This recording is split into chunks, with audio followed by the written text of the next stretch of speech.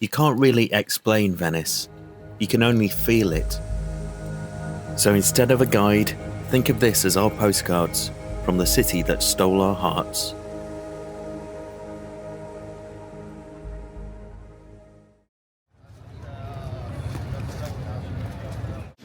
So here we are, next to one of the most iconic buildings in Venice, the Doge's Palace, and of course next to the Piazza San Marco.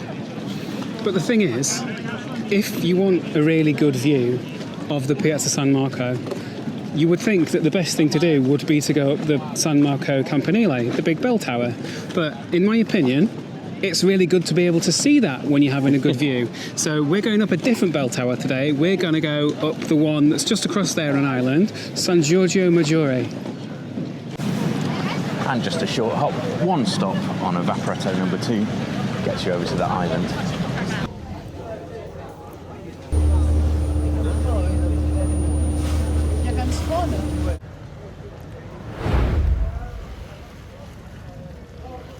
So that's already a fantastic view of San Marco, the Doge's Palace and Salute, but we can do better than that. We're going to go up there. So attached to the church of San Giorgio Maggiore is that massive campanile. It's not as big as the San Marco one, but the view from there is better than the one in San Marco, and it is cheaper, yeah. And there's less of a queue.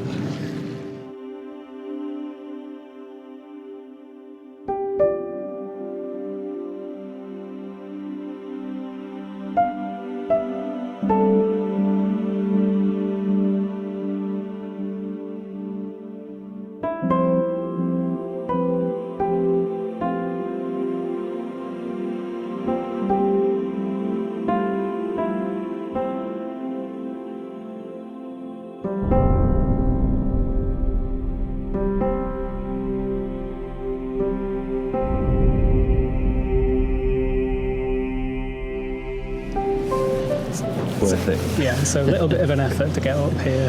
Not much. Not really. It took about 15 minutes from being in the Piazza San Marco. But look at the view.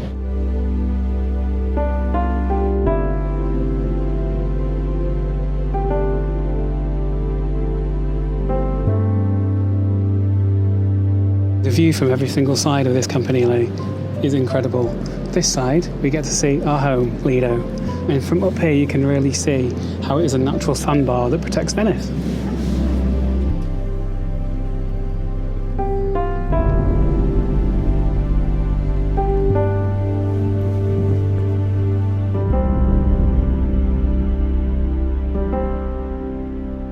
So from up here you can see what's known as the Borgia's Labyrinth, and that is a garden that was planted so the hedges say the word Borgias, and that was named after a very famous Argentinian poet and writer, and it was commissioned by his widow in the early part of the 21st century, sorry. It's upside down. It is upside down, but from up here it looks incredible, doesn't it? Have you ever been up a campanile when the bells start ringing? We have. It's about to get very loud.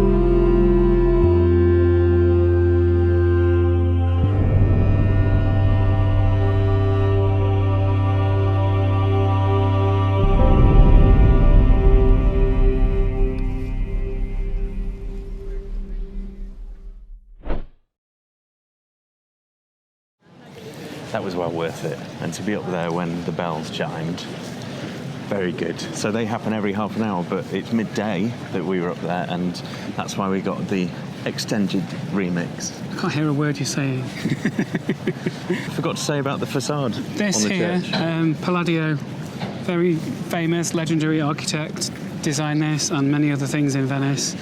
It's very typical of his work. Roman columns. People either love it or hate it. I absolutely love it. We're Rick and Adam, digital nomads who ditched the 9 to 5, sold everything and set sail for freedom. These days, you'll find us cruising the UK Canal network on board our narrowboat, Serenissima. When we're not on the water, we're slow travelling across Europe and beyond. Living abroad, crossing oceans by ship, and embracing life as remote workers and explorers. Subscribe and join us on board and abroad.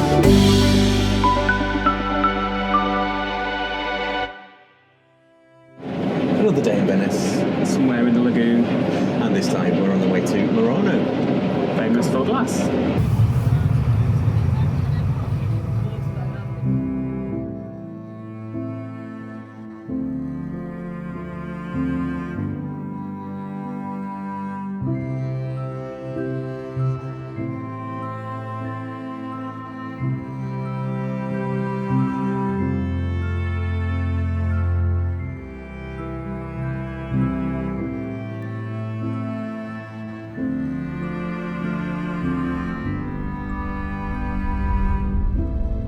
Welcome to Murano. My favourite day. Shopping day. So the reason that all the glass is made on Murano is because when it was made on the main part of Venice, they used to keep having fires because of all the furnaces. So the Doge of the time decided that he would move all glass making to Murano, and it's been here ever since.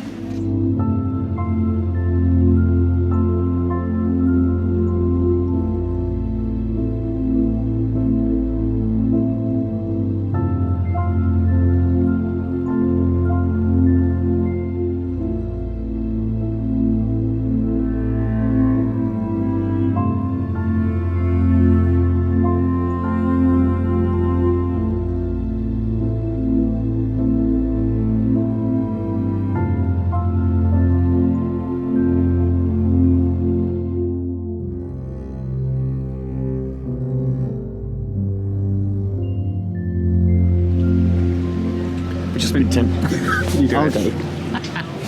Just been tempted by some new tumblers. They're very nice. Great for gin and tonic. Champagne flutes. Absolutely beautiful, but in our house they would last 2 minutes. We've both got butterfingers. Yes. Drunken fingers.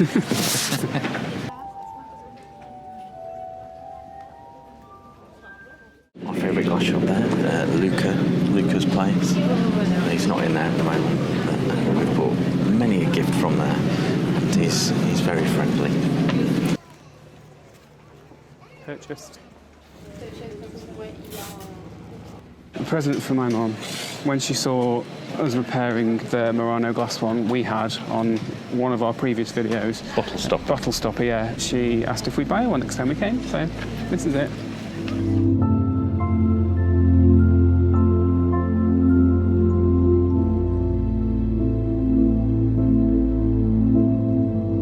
Makes sense. You do see a lot of fake shops, and it's all just made from China, made in China in actual Venice. So yeah, it's good to keep the traditions alive here on actual Murano. Some amazing pieces in these shops, but I'm not generally allowed to film inside. I've tried my best. I hope you get a feel for it anyway.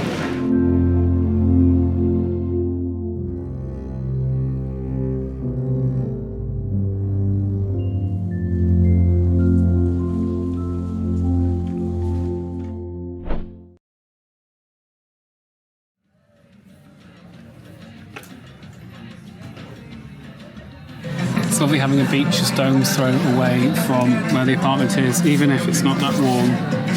Wearing a coat, it's lovely to be in the sun.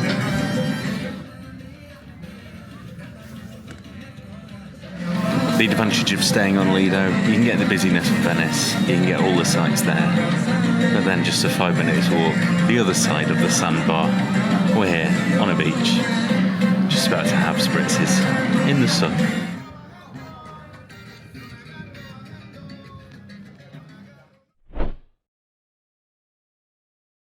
So we are about to go and view one of the most lavishly decorated interiors in Venice, possibly in Italy, possibly in the world, I don't know. It's a squall at San Rocco.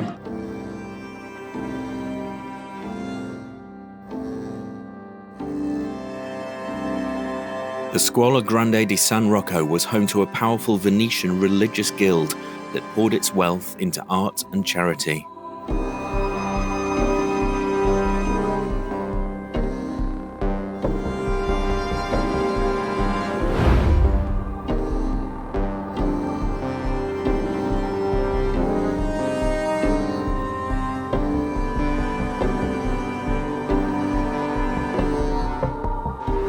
Inside here, you're basically walking into Tintoretto's private gallery. Tintoretto, often called Venice's answer to Michelangelo, spent more than 20 years covering these walls and ceilings in scenes from the Bible, like a series of film stills.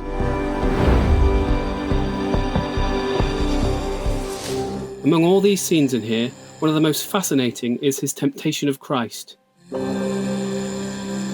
If you look closely at the tempter, the devil isn't a horned monster. Tintoretto paints him as a beautiful young man. It's such a striking idea for the time, and it makes the point very clearly. Temptation doesn't usually show up looking scary, it looks appealing, and that's exactly why it's dangerous.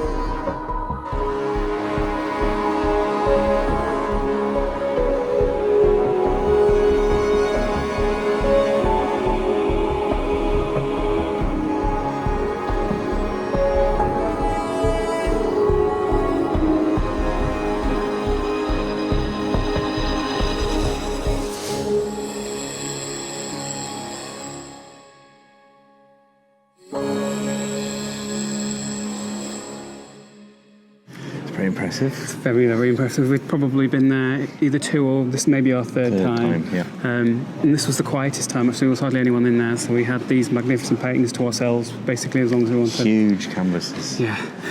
And impressive building as well. It's just awesome. Yeah, really recommend it. If you do one art-based thing in Venice, this should be it.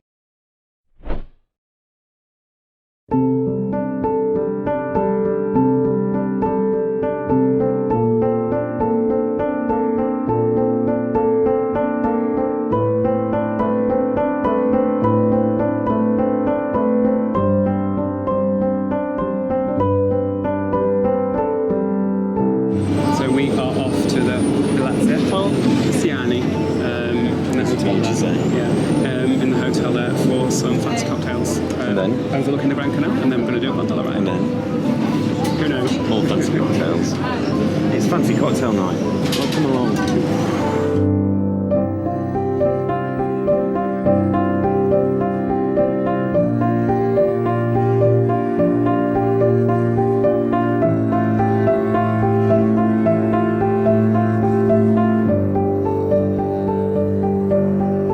So here we are on top of a canal bridge. Yes, it's the famous one. It's the Academia Bridge. A rather more grand canal bridge than the shopping. Than what we're usually used to, yeah. So tonight is fancy drinks night, and we're going to try some really nice venues. The plan is so far to go to the Pisani Hotel, which is just across the Grand Canal there. The reviews are amazing. We've done some of the other hotels that are on the Grand Canal before, but we thought we'd bring the changes a bit and go to some new ones. And we may as well throw in a gondola ride, because of course.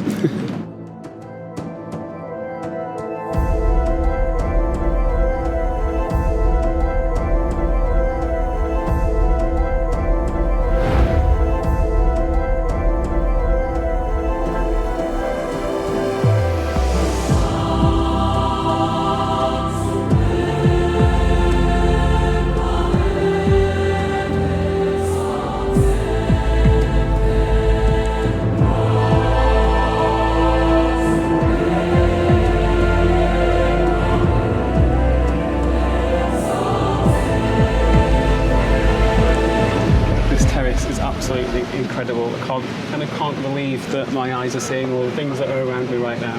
Sit here all day and just watch the world go by on the Grand Canal. So here we are on some rather nice outside seating on a terrace overlooking the Grand Canal. It doesn't get much better. No, it's absolutely incredible. And we're going to have a rather special cocktail as well. Yes, it was invented by a chap we know called Robin, who lives in Venice, and it's called a Red Priest, and it's named after Vivaldi. Specially served at this bar. Grazie. Cheers. Cheers, we'll have a little priest. It's too good at least. So, the Red Priest is 1 part vodka, 1 part select, and 1 part red vermouth.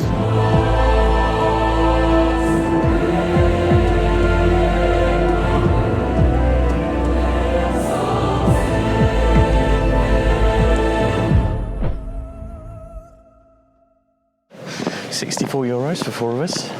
If you might have noticed, we're with some friends that you might have seen in the vlogs from the Champagne region. Yeah, having a nice time. So onto a gondola ride now, and then some more nice cocktails.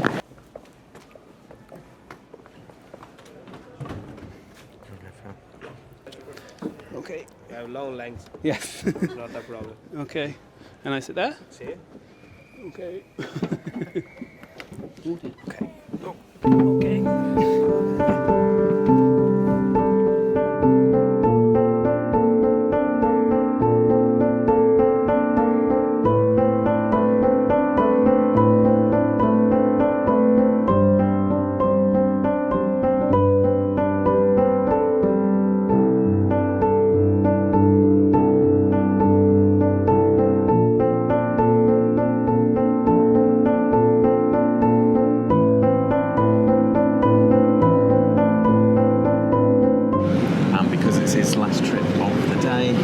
He's going to, and we don't need to get back to exactly the same place. He's going to drop us off at his station and give us a longer tour.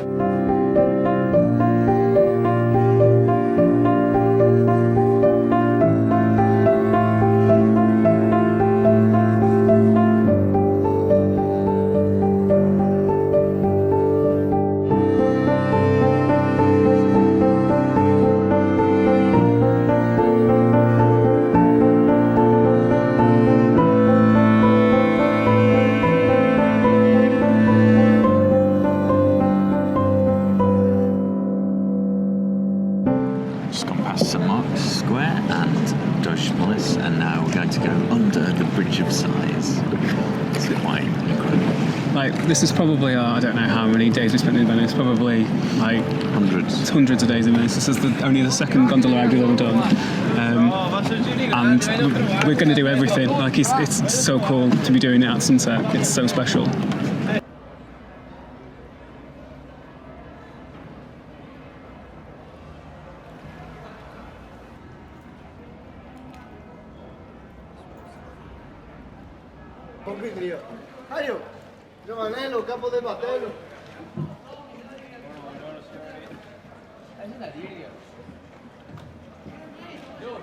Show, for the tourists right here that is close to San Marco. It's such a different perspective from down here, isn't it? You realise when you are down here and not actually walking around the streets that there is so much more to Venice that is just got canals between it than streets. That makes sense? Just you see views that I've never seen before in my life, and I've walked these streets, so many times.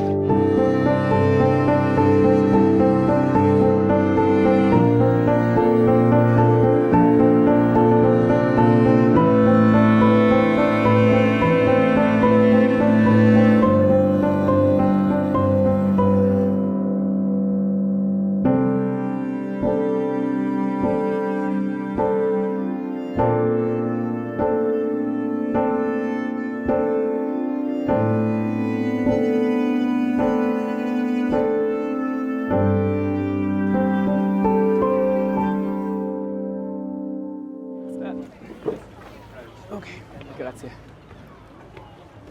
It's worrying about getting out of that.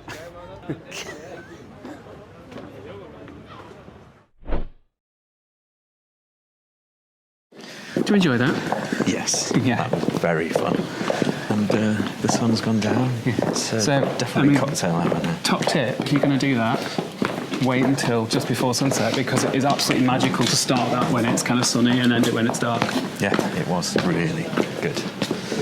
And for the hundreds of days we spent in Venice, that is only the second time we've done a gondola. Now we saw a nice hotel from the Grand Canal nearby, and it looked like it would do very nice cocktails. So let's go there.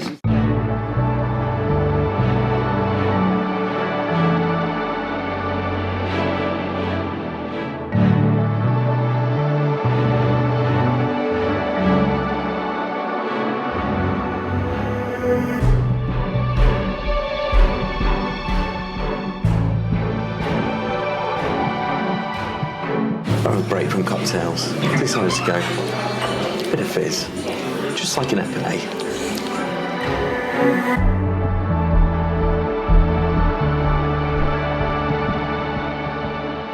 Breakfast time here on Lido, and something rather nice that we enjoy, which is a bit different. This is my absolute favourite Italian breakfast. Cappuccino and a pistachio croissant. Take this over bacon and eggs any day.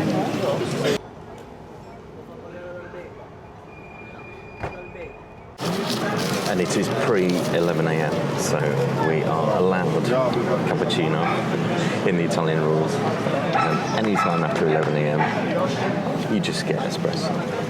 Well, that's what you should order.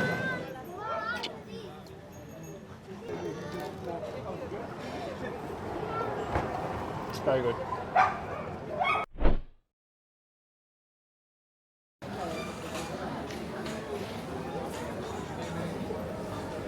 This supermarket used to be a theatre, and it's incredible inside. Look.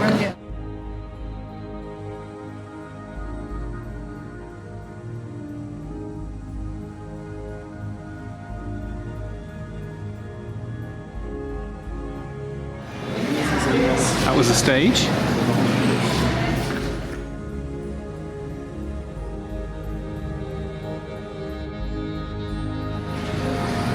And the dress circle is still there.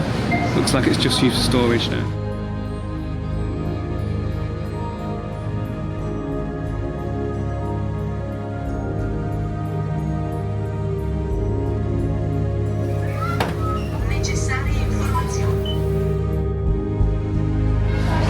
Even the box office is still here.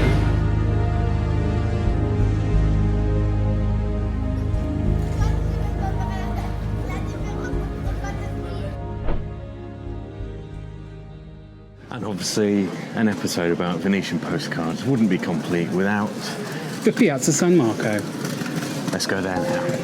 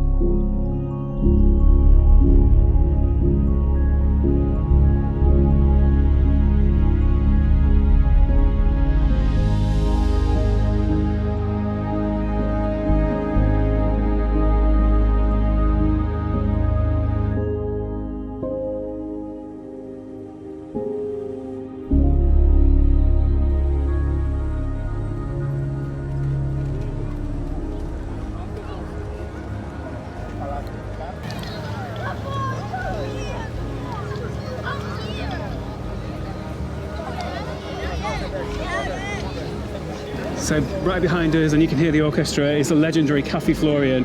Did you know that you don't have to spend a fortune to have a coffee there? Let us show you.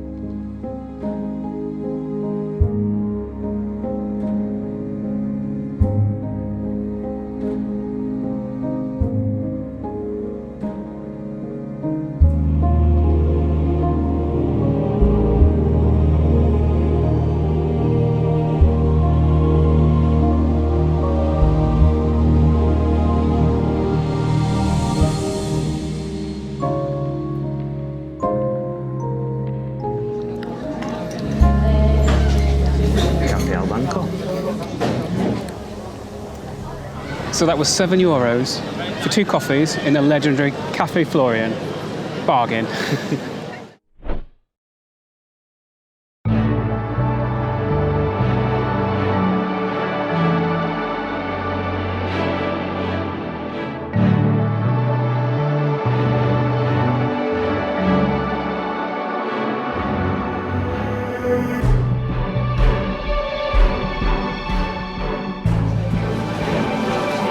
Best ice cream in Venice. Venki. This is strawberry, and this is caramel panna cotta.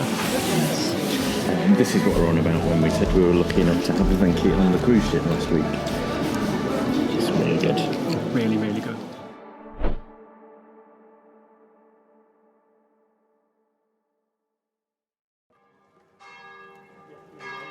For us, Venice isn't just gondolas and palazzos. It's strolling by a canal at golden hour. The sound of bells, mist over the lagoon, and the shout of a gondolier as he turns a corner. We've spent hundreds of days here now, and somehow this city still finds new ways to surprise us. You can't really explain Venice, but if you're lucky, you get to feel it.